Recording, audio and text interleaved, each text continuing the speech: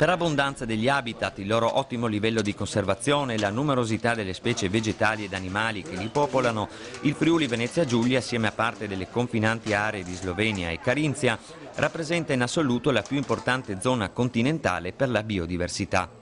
In questo contesto, come ha potuto apprezzare nella sua visita il presidente della regione Renzo Tondo, la riserva naturale della foce dell'Isonzo con gli spazi attrezzati dell'isola della Cona si propone come esempio virtuoso in grado di coniugare un modello di conservazione naturale con la possibilità di creare nuovi posti di lavoro. Secondo il Presidente, quest'ambiente è dunque una delle tante eccellenze del Friuli Venezia Giulia, un luogo da sviluppare e valorizzare sia in funzione turistica che in chiave didattica e scientifica.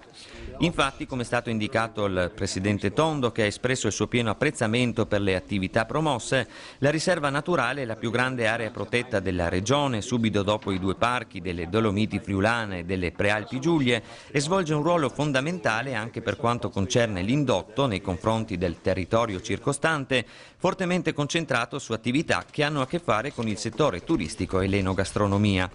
D'altronde i numeri danno ragione alla riserva. Nel 2010 sono stati 13.300 i visitatori paganti, mentre l'anno passato sono stati registrati 18.912 ingressi, a testimonianza dell'apprezzamento del pubblico per quest'area che è in grado di mostrare ai suoi visitatori più della metà di tutte le specie d'uccelli presenti in Europa. Circa il 30% dei visitatori giunge dall'estero ed un ulteriore 20% dalle altre regioni d'Italia.